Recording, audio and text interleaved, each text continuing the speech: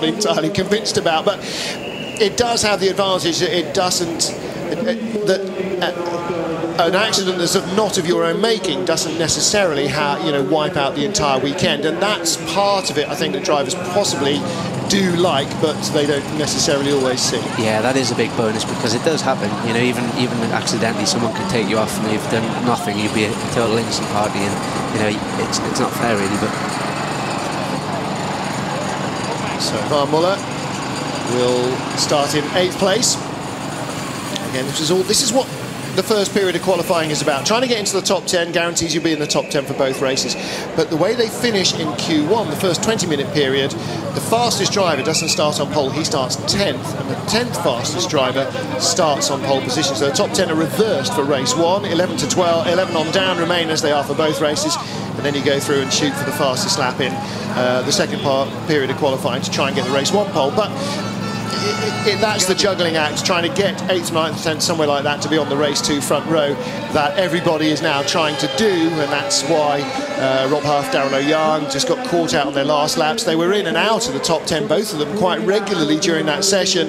As they put in a lap, somebody else would put in a lap, and in the end they ended up outside. Now it's apart from the fact that the smell of cooking now that's coming in through the open back door is almost overwhelming, it has become quite noticeably darker overhead here. It was really bright sunshine earlier. Clouds are building, as they tend to in hot Central European climates when the humidity rate is high. I don't think it's going to rain, but it feels very different in terms of air temperature and humidity to compare to how it was before. It's almost, well, I wouldn't say cool in our commentary booth, but far less of a sauna than it was before. Yeah, certainly in the last 10 minutes or so it's totally changed, and this week while I've been here there's been some absolutely massive thunderstorms, so it wouldn't surprise me that this is the feeling that we got beforehand. Tiago Monteiro on the grid there, and like all the drivers, doing his very best to stay as cool as possible. You can see that when we saw Darrell O'Young, he had his helmet off in the car but still bathed in sweat. Actually, we were talking to Rob Huff a couple of days ago on Friday afternoon after the practice session. We were saying, oh, we're so hot, and he said, oh, I'm freezing. Yeah, no, right, no, really, I am freezing. The Chevrolet boys have got this new OMP racewear that's got some material impregnated into it. Smells minty, sort of a wintergreen sort of smell, that when the driver sweats, when the body gets hot, it has a cooling effect on the skin. And we were talking about this last night, weren't we? You know, if that's a couple of €100 for a vest, actually, a day like today, yeah, you're here, take my money, no problem at all. Anything that helps you feel cooler in the car, allows you to concentrate better, is worth its weight in gold. At the end of the day, the car can be as good as the best thing on the grid, but the driver's the person who puts it, you know, makes the lap times and makes the result. So if you can spend, say, €200 on something which increases the driver's potential, then it is money well spent. Absolutely. Well, we saw BMW driver Tom Coronel, who starts 4th. BMW driver Christian Poulsen starts in 3rd place. And we have a BMW driver on pole position as well. I think we'll have an exciting first couple of corners here. Right. Mehdi Benani is probably the big winner of the new qualifying system. He was, wasn't he? I'll tell you what, the wind is picking up. There's actually a breeze coming in through the back door, which feels nice, but it does feel that there's rain in the air. Christian Poulsen then starts on the outside, beg your pardon, the inside of row 2 of the grid, behind the pole sitter, who sits on the right of your screen. Well, starting front row, right-hand side, as he did for race 1 when that was pole for the rolling start, is this man, the race 1 winner, Alain Menu. We talked about it last time out in Monza. For only the 3rd time in World Touring Car history, a man won both races in the weekend. Andy Priaulx did it once, Jörg Muller did it once, James Thompson did it once, and then in Monza, Rob Huff did it. So I did suggest yesterday it's possible, with Menu on the front row for both races, that we might get 2 in consecutive weekends. And Menu is very well placed. If he can get in front of the BMWs, as we saw in race 1, he might stay in front of the BMWs, and a double race winning weekend for Alain Menu would really ignite his championship. And he'll know that as well, knowing that he needs to get ahead, especially after seeing it firsthand in the last race. He has to be ahead of the BMWs at the start of this race, because the BMs are going to come back at him later. The problem is, in the top 6 are 4 BMWs, and Alain Menu will not get off the grid, all other things being equal, as quick as the BMWs do. Norbert Michelis is ready to go, and that means the crowd are ready to go as well. What an atmosphere.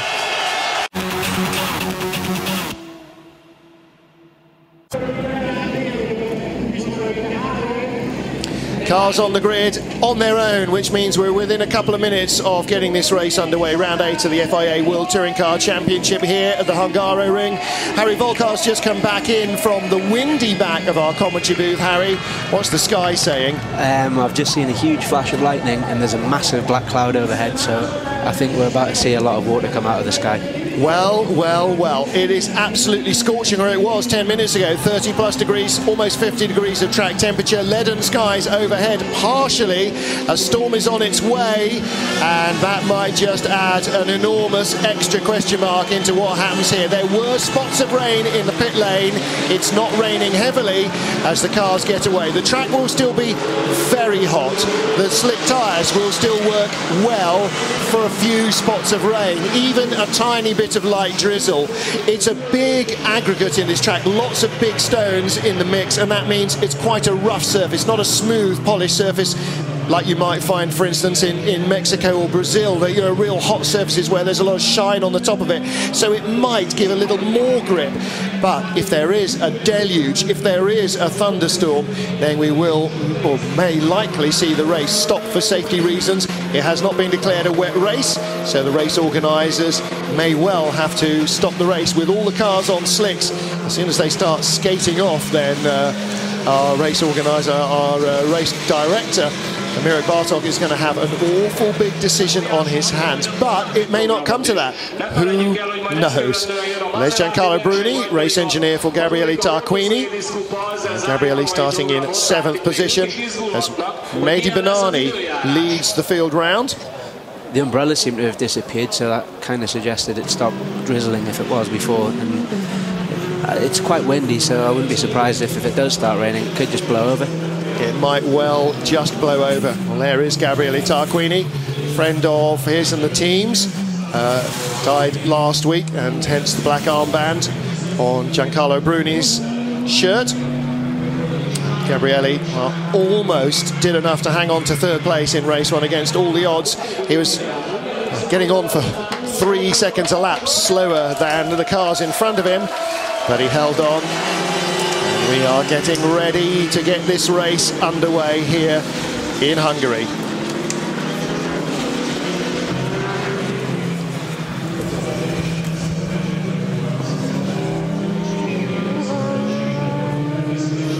The papers are blowing all over the desk here, but the breeze is so nice coming in the back door, don't really want to close it. As we watch Norbert Michelis, we haven't had any views from the onboard cameras through the screens yet of a lot of rain on the windscreen, which suggests to me that either directors outside having lunch, which I know not to be the case, or there isn't any major water yet in the air. Certainly no sign of spray, no sign of water on the track. On board with Thiago Monteiro, just wiping the sweat from his brow, so it's clearly just as much of a furnace in the cars as it was 5 minutes ago. The team of Norbert Michelis, well, they had a little drama. The car wouldn't come down off its air jacks as they were getting ready to send him out from the pit lane. Eventually it did so he is on the track, and the crowd as a man are rising to their feet as he comes to the grid. Every movement that the Hungarian driver has made this weekend has been greeted with enormous interest and approval. Onboard shot there from the man on the 2nd row of the grid, Christian Poulsen. This is behind him with Thiago Monteiro, lines up 5th. Mehdi Benani has stopped outside of his grid position. He's too far forward, the pole man. He's reversing. And there's a marshal going, go back, go back. He has no idea where his grid spot is. And now he's back in his grid position. There he is on the right-hand side of your picture, but he was half a car forward, and that would have been an exclusion if he'd done that. I don't think you need to whip this crowd up. The commentator's been doing a great job. We are ready to go racing here. Round 8 of the FIA World Touring Car Championship. Red lights are on, and away we go. Good start from the BMW is loads of tyre smoke from Alain Menu as the turbo chipped in. You could really see it there. And here down the inside comes Coronel. He's looking for the lead. A little further back, Daryl Young didn't make a great start either. It's Christian Paulson that leads from Tom Coronel. And Norbert Michaelis going for glory down the inside, but he's got a puncture and damage on the front of the car. And he is off. He had contact with somebody else, and I think that may have affected the braking of the car. Big damage for him. He ran into the back of Javi Villa as well. Tom Coronel's got damage, and it is all over. The dream for Norbert Michaelis of winning here in Hungary is over. That's Javi Villa. He clipped as well. Tom Coronel, he clipped going by, and he was on the inside there, Harry, going down into the first corner. Before he got alongside the first of the BMWs, he was unable to stop. He was out of control. Yeah, I think he had contact and it pushed him onto the grass, and obviously he's a passenger from that point on. And I think he actually ended up taking Paulson with him. Spotted water on the camera lens, so things may yet change. Coronel leads momentarily. Menu in second from Tarquini, from Ivan Muller in the queue with Rob Huff trying to get by Thiago Monteiro for 7th. Coronel, that damage shouldn't affect him. He's just pulled the front of the bumper around away from the wing, but Villa's in real trouble. That rear tyre is rubbing appallingly. That's certainly not going to last 12 laps. If he's lucky, it'll get him back to the pits. There is more water on the windscreen of Thiago Monteiro's car as Huff tries to go through. The race, the safety car is being scrambled. The race may be stopped. The rain's coming down really heavily now. Looking at it is pelting down outside. Really big, fat, heavy drops. Slippery surface flag. Everybody will be aware, but they're racing drivers. They're trying to race. Huff goes around the outside of Villa, makes it safely through. Oh, and contact there. Off goes the Volvo, comes back on.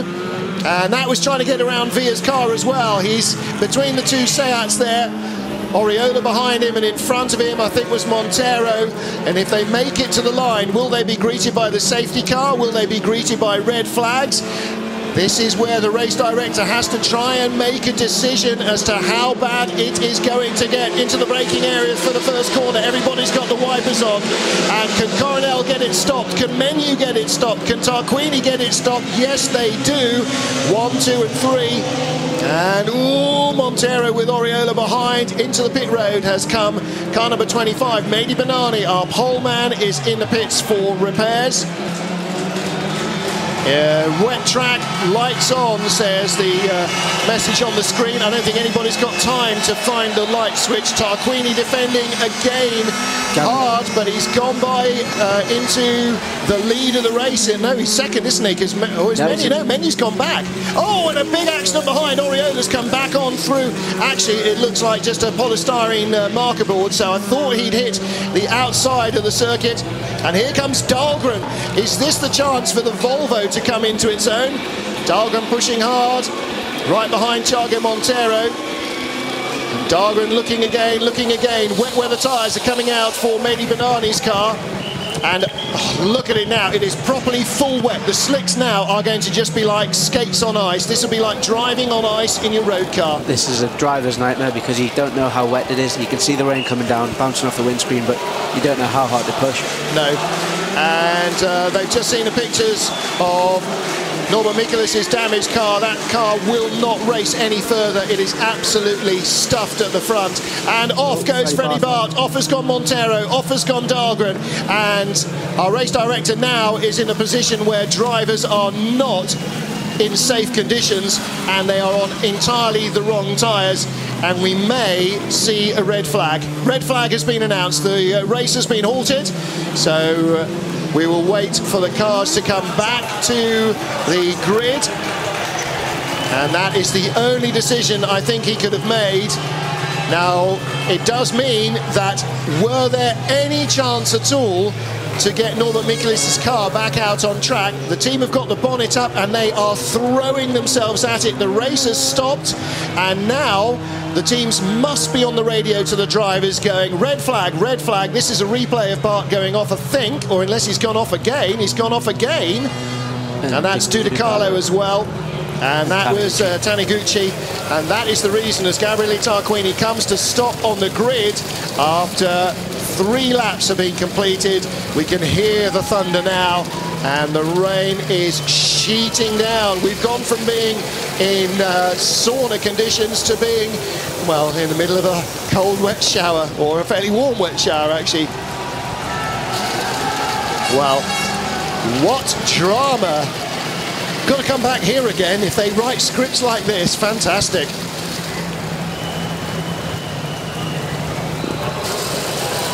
Well, the race now suspended for a minimum of 15 minutes. What they've got to do is allow the teams a chance to change their tyres.